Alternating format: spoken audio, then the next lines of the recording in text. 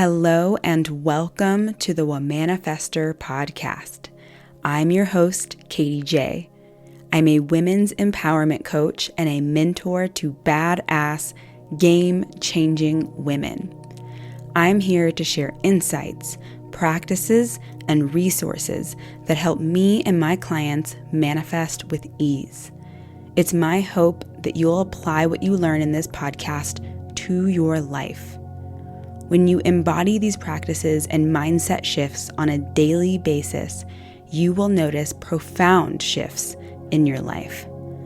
My clients and listeners tell me that after working with me, they have a deeper trust in themselves, a better relationship with their own inner wisdom, and they are more alive and awakened to their inner joy and happiness. If you want more energy, more self-love, more abundance, and better relationships, then tune in for your daily dose of motivational messages from me and my special guests. If you're ready to live life as your most authentic self and manifest faster and easier than ever before, then you've come to the right place. Thank you for joining.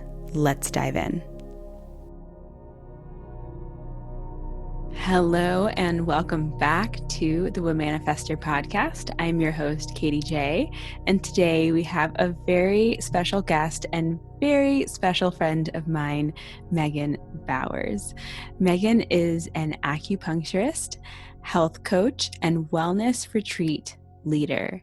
She has studied under some of the most influential minds in Eastern medicine over the past 10 years, to create her own unique style of healing. Knowing that she and her husband wanted a more authentic life, they moved to and have lived in Costa Rica full time for the past 2 years and 2.5 years, 2.5 years, and welcomed their first baby girl this past October. Welcome to the show, Megan. Thank you. I'm so excited to be here. Megan and I met in Costa Rica. You reached out to me on Instagram, and I'm so glad that you did. It's like, you're the first virtual person that I've met, and it was amazing. Really? Yeah, you are. I remember those butterflies. I'm like, this girl is so awesome. I want to meet her. And I had like those butterflies, like the first date butterflies, right? Because you're the first person I met offline. Yeah, I felt the same way. It's so funny. We didn't even have to go. Well, we did go through an app, but it wasn't a dating app. Right. Exactly. And we met for coffee at Cebu. And I remember, being like having a lot of butterflies in my stomach because you're an acupuncturist and I was thinking about becoming one at that time. Right. And it was something that I was like really back and forth with for a long time. And but one of the things that you said that really caught my attention and like was one of the things that kind of was swaying me towards Eastern medicine was it was about specifically women's menstrual cycles and how they're not meant to be painful or how that is maybe a sign that something else is happening. And I've always wanted to dive deeper into that with you. Yeah. Oh my gosh. It's so common that women think, oh, it's that time of the month, therefore all of these things should be showing up. And that's just the way that it is. And it is not supposed to be that way. It's our body's wisdom and these symptoms that show up specifically, around our moon time, the dysmenorrhea, the pain in our, like around our ovaries or breast tenderness or moodiness, all these things, it's our body's wisdom and it being wise and telling us that it needs tending. So it's not supposed to be a painful occurrence in our bodies. It's the way that our body is communicating with us, and it's signaling an imbalance, that there's a dis-ease or a disharmony in the body that we can bring back to more of a homeostasis and allow smooth flows. We're not meant to be in pain, So anytime that shows up, it's just that little light bulb, if you listen to your body, saying, hey, I could use some extra attention right now. And what does that usually mean? What is our body trying to tell us when?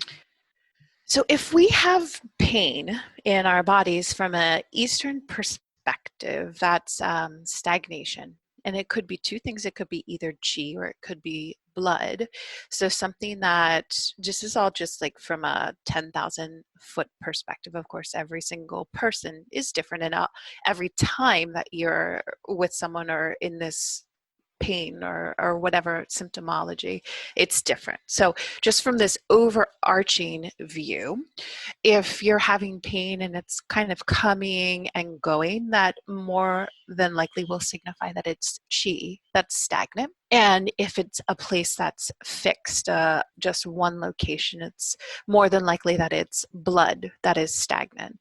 And the official in the body that's in charge of the smooth flow through the body is the liver. The liver is also one of the officials that's in charge of making blood and kind of governing the menstrual cycle in women. So if pain is what's showing up, if that's your PMS symptom, it's more than likely it's a signal that there's something out of balance with the liver.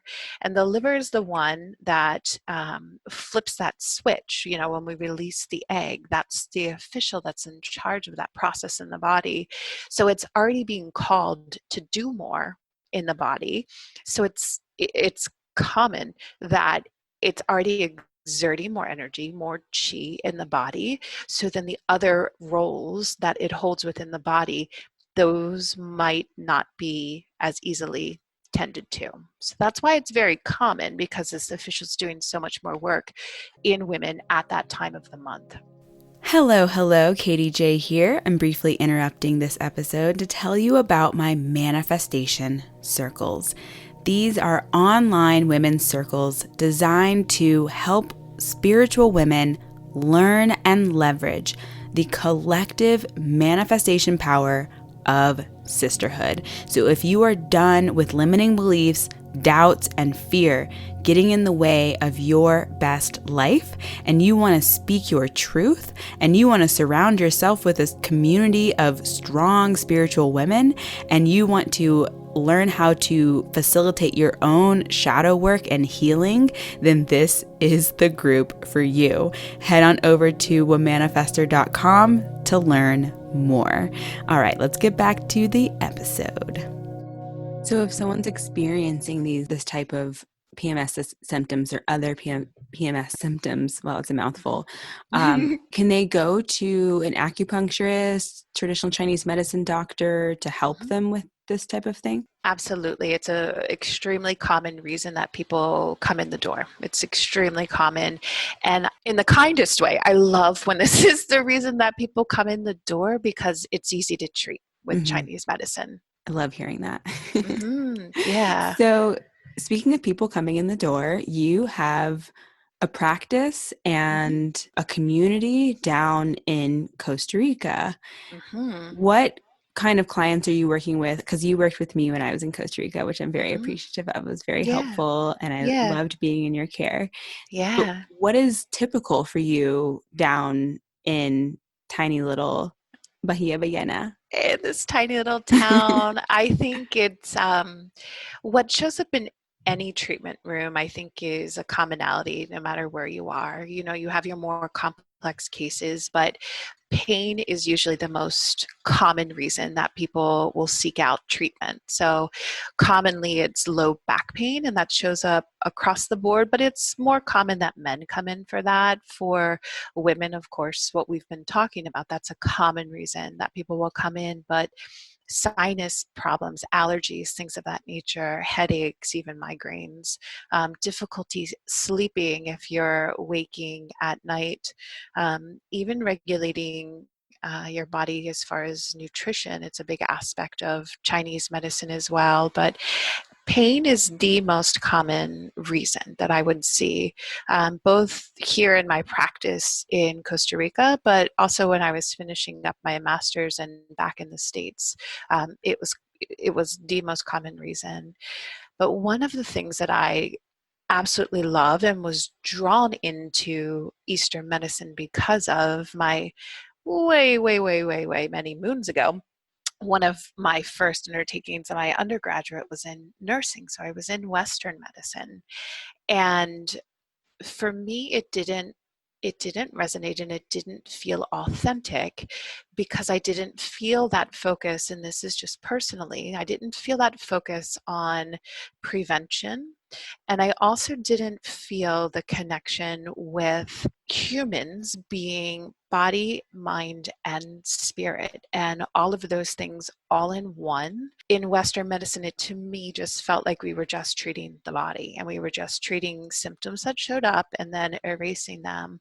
And in Eastern medicine, specifically too in Chinese medicine, we're treating all of those things. So I do see clients that might come in because they might even be like lacking purpose in their life, or they're feeling really down and they haven't been able to kind of get themselves out of that funk. So the spirit and the mind is also able to be addressed too. And I see that and I love those cases. They're so beautiful to work with, and to see someone come into themselves and to shed these layers and just sit into their authentic self and show up the way that they were meant to be is just so beautiful. To me, that sounds like coaching. Do you feel like there's an element of coaching within your practice and within the healing? Absolutely. There's a lot to be said for mindset, right? And we get stuck in these patterns, and sometimes we're our own sabotage, right? We get stuck in things that we're doing. There can be even called lifestyle blocks of things that we're doing. So our treatments can help things, but if you're doing certain things in your life, if you're not drinking enough water or sleeping adequately or whatever it might be, like overwork can be a lifestyle block too. So we do have to address that. We do have to coach people into different habits within their life in order to get and to achieve whatever their goal might be for their health and their wellness. So it's fully comprehensible. When I transferred, I started my acupuncture practice or school in California, in San Francisco. And in the States, there's two main approaches to the way that acupuncture is taught. One is TCM, which is traditional Chinese medicine, and that I liken it to Eastern medicine with like a Western flair. It's whatever the actions, indications, the symptomology in the body, what's showing up, and using uh, theories from Eastern medicine to address that. But then there's also the five elemental approach, which is what resonated with me and why I ended up switching from the TCM school to where I graduated. But within that school, that's where I learned a lot about sitting with people and, like you said, kind of this coaching, this way that we language the world and we language our body, and that relationship to our body and what it is trying to tell us. Like we were talking about the body being wise when we were talking about women in their menstrual cycles, and really sitting with that and taking back your power as an individual. So common, at least in the States, people go to their doctor and they see their doctor as the one that's empowering them to get better. And we can do so much more than that if we listen to our body and its wisdom and what it's telling us with our symptoms, versus feeling that we're burdened by our symptoms, which can be a very common, we grew up in that culture to go to your doctor to then fix you. But if we learn to listen to it and we learn to shift maybe a little bit in our mindset, that maybe a symptom isn't a negative thing and maybe it's actually a blessing in our wisdom of our body, and do some coaching and sit with that, it's tremendous. And ultimately my goal as an acupuncturist is of course to see my clients, but I want them to come into wholeness. So I want them to not need me any longer. And that's really where things stick when you're engaging someone, of course, in the body and the mind and the spirit, but also in how they show up and what they do outside of the treatment room and what those habits are, and how can we maybe do a little tweak here or there so that treatment's not needed and they can achieve their goals of health and wellness and just live their fullest life. That's so beautiful. Thank you. Yeah. Yeah. I love how you phrased all of that. And a few of the things that you touched on, you also listed in some of the discussion points that you wanted to talk about. And one of those Mhm. things is the power of listening to and hearing your body's wisdom. Yes. And I know what you mean by that, Hmm. but not everyone does. Right. So, how would It you explain that? Man, when I when I transferred to my school, it's now called Maryland University of Integrative Health, but it was called Thai Sophia. And Thai Sophia is an acronym. So the Acupuncture Institute is Thai, and Sophia is the School of Philosophy and Healing in Action. And I cannot tell you how many boxes of tissues and everything that was went through by going to that school and really taking my own healing on and learning about that and really learning what does that even mean. One of the co-founders of the school is a gentleman by the name of Bob Duggan, and he was my most favorite and my most hated person because every day that I would show up to class, it would be such a challenge. And I knew that it was going to be hard. And learning what does it mean to listen to your body, because I had been so conditioned of giving my power away to a doctor. But, school, it was 4 years, and this is a lifelong practice of learning how to listen to your body, but really sitting and hearing what is going on, what is maybe off center, off balance, what is not feeling right, where is your attention being drawn to in your body. So what is showing up, what is that symptom or that sign, and then thinking about that and relating that. Is it something that's showing up every now and again? Is there a reason that that's showing up? Can you be that detective in your body and try and uncover? If you think about something like an allergy test, right? It's a detective. You might have this rash on your body or some kind of a reaction that shows up, and then you go and you discover what it is. Well, we can do that with our symptoms that are showing up. Can we be a detective within our own body? Because anytime something like that's showing up, it is the innate wisdom of our body communicating to us if we listen. And it takes some practice to learn how to listen and to hear that, and then to be that detective and uncover what's going on. But we all have that power. It's not something that is special or unique to this or that person. We all can learn this skill and learn how to listen to our body in a way that it's our ally, and our symptoms become our teachers, to the point now where I've been listening to my body. I've been practicing this practice for some time now.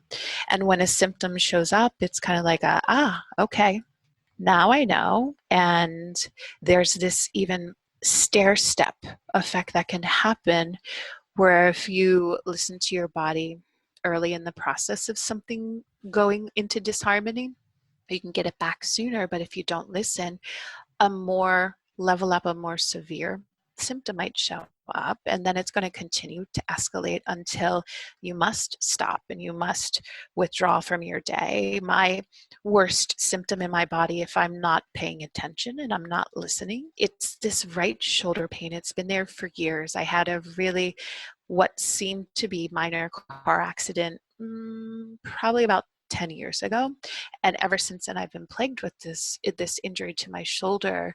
But it's my like 10 out of 10 if I have not listened to my body and listened to the other, hey, pay attention, all these signs leading up to this.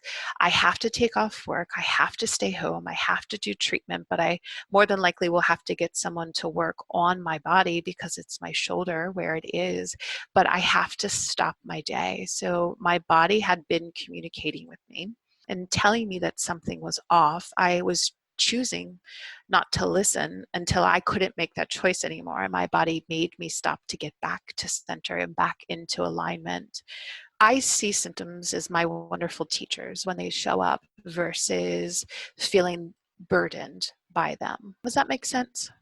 It absolutely does. And my question is, So a symptom shows up, and Hmm. your average person who doesn't have your Hmm. depth of knowledge on the topic, right? What do? We Yeah. Google it, and then Hmm. My it's like gosh. this one symptom means you're dying, right? So, Sure, of course. Dr. Google. exactly. So, what does the average Joanne do when she notices a symptom in her body? She notices that something's not right. Hmm. Is it primary care physician, Western doctor? Is it a acupuncturist she should be going to? Let me share with you a practice that I like to do as well around like symptoms and the symptoms being a teacher. And I love to share this practice with my clients. And the way that it goes, you will start with a list and spend some time thinking in your body of symptoms that kind of come and go, maybe some that are there more than others, or maybe some that are always there. Every body is different and everybody changes with the seasons too. So this list will constantly evolve. So on this list, there should be at least 5 symptoms. And the longer, the better, but at least 5 symptoms of things that you notice when you feel off, whatever it might be. And then once you have that list and you've identified the symptoms in your body, then you rank them, and you rank them from least annoying or bothersome or troublesome all the way up to the most. Like my shoulder is my number 5 for sure. So whatever it is that might stop you in your tracks or in your day and take you away from your life. Once you have this list, you have the beginning of the knowledge in your body. So for me, my number 5, that shoulder, I had not listened to number 1, 2, 3, or 4. Now I'm on 5. So can I then next time pay attention at number 4, with the goal being to step down that ladder to noticing in your body when you're at number 1. So for me and my own personal list, it's kind of like I don't have restless leg syndrome, but it's like that act in my body. I get really fidgety and my legs start shaking a lot. And, it's a very minor thing. I've dialed this list in for years. So I've really been tuning into my body. So I know for me, that's like my number 1, that something is off center in my body. And can I pay attention at that point? Or do I step up the ladder? So it's really an invaluable tool to create this list. And again, the longer the better, because then you might get down to those symptoms like I have, like that wiggly leg, and really tune in. So then you have this, and you have this wisdom of your body as it's speaking to you, and you can start to notice sooner so that as your body starts to go off, it's not as drastic. One of the things that we're learning, I'm taking, as you know, I didn't end up Mm-hmm. going back to study traditional Chinese medicine or acupuncture, but I did end up signing up for a course on Ayurveda. And Yes. one of the things that we talk about a lot is the impact of stress on the Mm-hmm. body, and how anytime you're working with a client, that's where we start, is how can we lower stress levels, that, and also support with diet and lifestyle, those Mm-hmm. types of things. Yeah. Is that something that you're noticing with your practice as well? Well, this is to me one of the quintessential Bob Dugganisms. My mentor is, he would say this with all true honesty. What does stress even mean? We have these words, these Western medical words that we use, that we just dump a bunch of things into, and stress is such a common one, anxiety, depression, these words that we then can make misdiagnosis about or assumptions about. So my first question, if anyone should say to me, I'm coming in and I'm just so stressed, or I feel anxious or depressed, or whatever it might be, what does that actually mean? So you say you're stressed. Are you having problems sleeping, or are you sleeping too much? Are you feeling like a tightness in your chest? What is the sensation that's actually showing up in your body? because we have this word stress. It doesn't mean anything. Stress is, I think it's a term from like architecture or something. It's like a physical weight in a building, but somewhere along the lines, this word got brought into medicine and put into an association with a human body, and it doesn't necessarily equate well there. So we assume that we know what stress is, but everybody's expression of stress is completely different. So for me in my treatment room, I really want to just take that word out, and I want to know in the body what is showing up. What is your body being wise and trying to tell you? What is the symptom that's showing up? So then we can put our detective hat on and we can go deeper and figure out which of those organ systems is asking for some tending, which one is off. So it's extremely common to hear, somebody coming in for treatment and saying that they're stressed. And we balance that by just diving deeper and understanding what's truly going on in the body. If someone's saying, I feel like my chest is tight, or I'm losing my breath, beautiful. You can do something about that, and you can do that at any point in the day. And we'll work on a breathwork technique or something of that nature.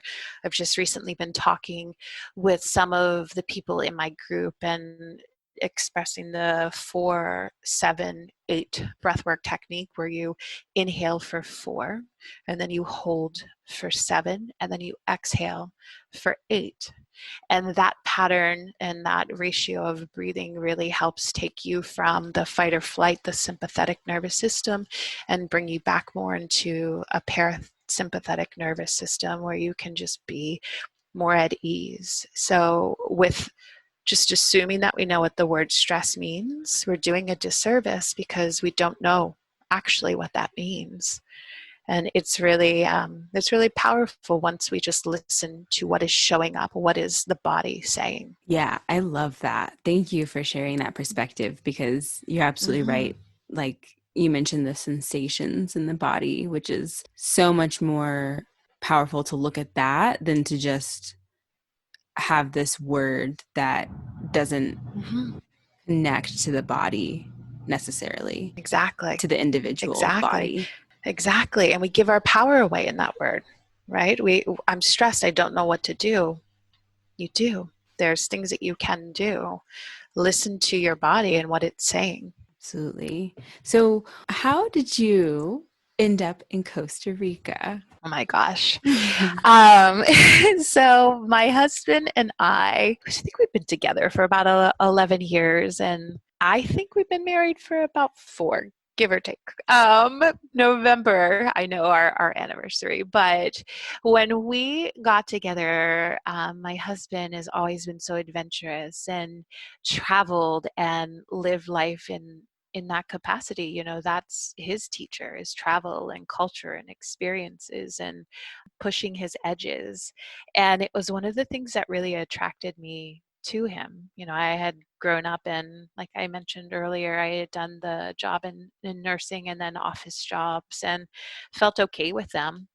But something was missing for me, and it was so beautiful to connect with someone that lives so authentically.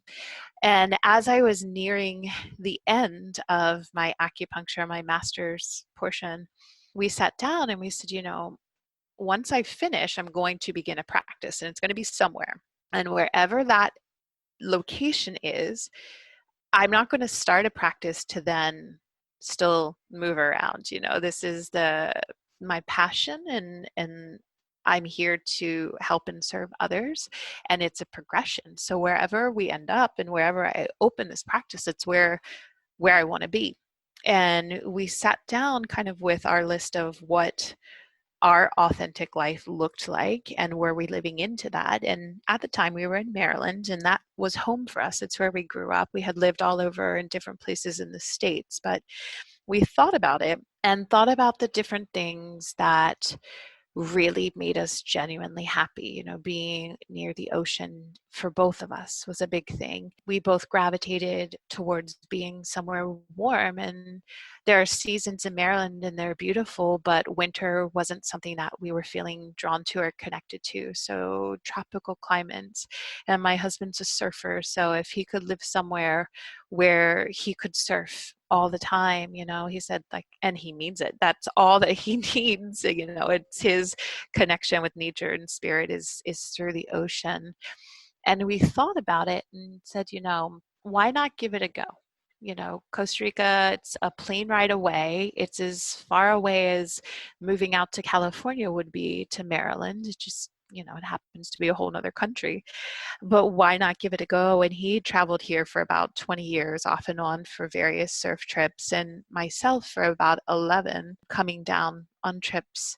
And we decided to give it a go, and honestly haven't looked back. The way of life down here, and you've been here so many times and is just so unique. And one of the reasons I kept coming back was every time that I came down here, it was palpable to me that people lived into their happiness and people appreciated the simplest things in life. And almost every day, the sunset is a celebration, and people come out and they're happy to see each other, and they marvel in nature and they connect with nature. And that's what we wanted. And I think one of our thoughts before we move, we could work our whole lives to retire, or we could just live our authentic life now. And it's not always by any means been easy, but I wouldn't at all change it for anything. Now we have a 7-month-old daughter. She was born down here. And I was sharing with you earlier, just last night, I was sitting on the sofa.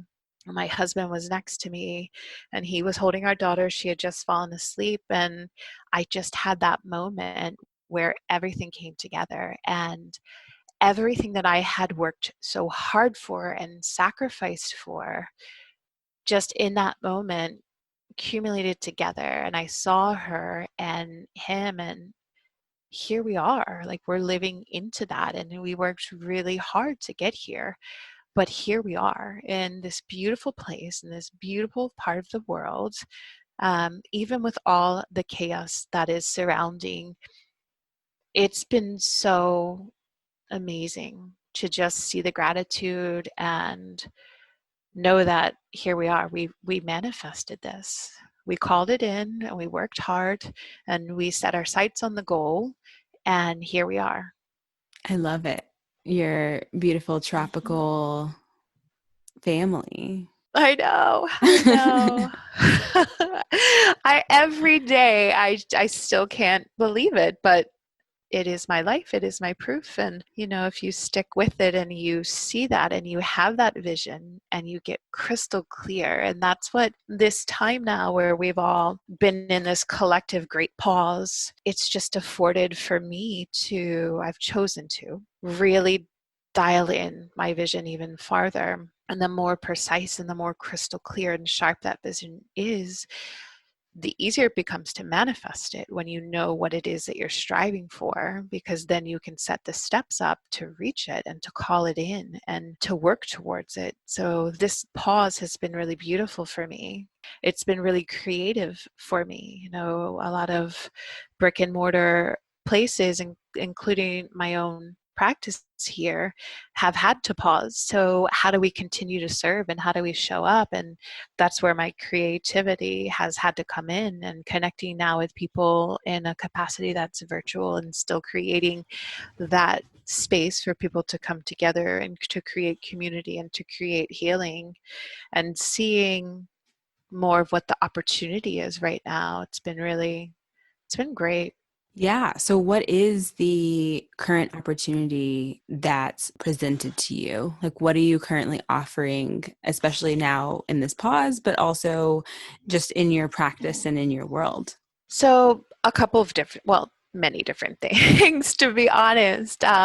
My acupuncture services, I've been doing telehealth sessions where we come together virtually and work through a practice, of course, without needles, but a really powerful, transformative practice that can be done virtually. So one aspect of acupuncture, which is the most common thing people think of, is the treatment that involves the needles, but there are so many more methods of treating a person, and diving into the symptomology, the things that we've chatted with, is another way of doing that. But there are other methods that we can also use in specific acupuncture, or excuse me, acupressure protocols, or mindset practices or breath work.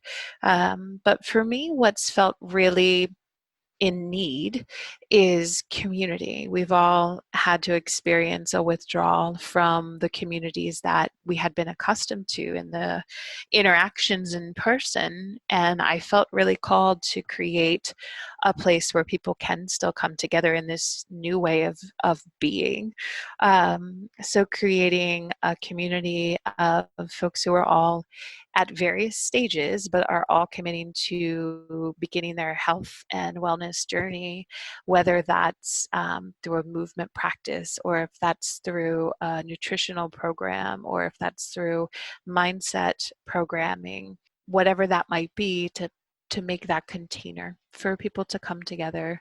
Another thing that I'm in process of is working and starting a women's circle. So specific for women, I've really felt this calling since having my daughter and seeing this transition of my body and what the female body is capable of. I've really wanted to sit with and be more surrounded by the feminine. So I'm working to create a women's circle so we can come together and dive into that a bit more.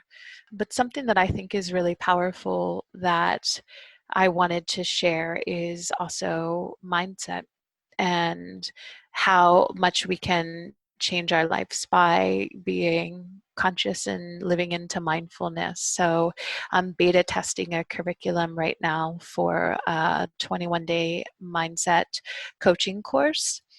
So that's also coming. It's going really amazing. We're only on day 4 right now.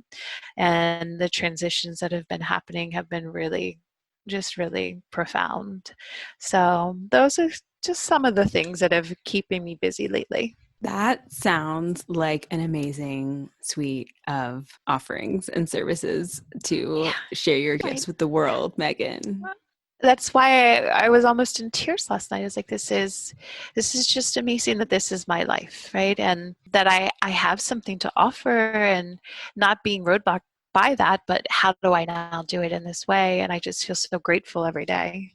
Absolutely. It's so, So, I was going to say, it's so wonderful to have a way to make income that doesn't feel like a job. mm, It's just being of service and living my most authentic life, and then being able to share that with others, and the gifts that I've learned along the way, and the teachers that have taught me their wisdom, and being able to share that. It's been really, really wonderful. yeah, absolutely. And I love that you are shining your light in your unique way, that you also feel served and supported and surrounded by things and those that you love and experiences that you love. I think that that's what we're all Mhm. striving for. Right. Yeah. When I was pregnant with my daughter, another hat that I wear, and since I've been like towards the end of my pregnancy with her, I've pulled away, but I also am a massage therapist. And that was one of my first healing endeavors outside of the Western medicine. I got that license in the beginning of when I started acupuncture school, but I also had to learn at that point how to be really clear with boundaries and how to serve others, but not in a capacity where I was taking on things. So much comes up in the capacity of healing, and learning a way to recycle it back down to the earth in a way that, if it's not serving that person, how can we just redistribute the energy, but so it's not coming to me. So I've been in that practice of my boundaries for a while, and that's what allows me to then feel energized and fill my cup by doing what I do. Yeah, I love it. It sounds like you're saying that self-care is kind of at the core of everything. It is, right? And for me, the way that I look at it, somebody chooses in their day, it's always a choice if we put self care in, and that can look like so many different things for so many different people. But sometimes it shows up where people feel guilty about carving that time out and doing a yoga practice or whatever it might be, right? But by filling our cups and doing that self care, for myself, I can speak that that allows me to show up more fully, which then affects the relationships that I have and the interactions on my daily, which then ripples out to those people. And then those people take that into their world. And then it just continues. So, by working on myself and what I need to work on, it's not taking away from anything, but it's just amplifying and putting that out there for everyone that I interact with and those that they then interact with. And for me, it's setting an example for my daughter. She's only 7 months old now, but I want her to know that she can put herself first, and that doesn't mean that it's taking away from anyone else. Those two things can mutually exist. I can put myself first and I can do my self care, and that will amplify what I'm offering for my clients versus taking away. So self care is crucial to me. Mm. Yeah, absolutely. Thank you. Thank you, Mhm. Megan, for sharing all of your wisdom with us today and giving us some more Absolutely. insight into who you are. Absolutely. Always love chatting with you. Ditto. Megan, where can people go to learn more about you? Find me on Instagram. My handle is Megan Bowers Wellness, and that's the platform that I'm most active on right now. All my offerings that are kind of unfolding, the news will be there. So I go ahead and give me a follow there. Perfect. Thanks so much, Yeah. Megan. I appreciate your time. Thank you, my dear. I know that your time and energy is so, so valuable. So I want to just say thank you for stopping by today. If you enjoyed this episode, I would greatly appreciate it if you took a screenshot of you listening to it and shared it to your Instagram. Tag me at Womanifester, and I will be happy to share it to my Instagram story as well. This helps us spread the word about manifestation, mindset training, and all of the good juju that comes out of this type of podcast. I also love connecting with podcast listeners, so tell me what your biggest takeaway is. Tell me what your aha moments were, and I will gladly share them on my story as well. Can't wait to connect with you, and I'll see you next time. Bye.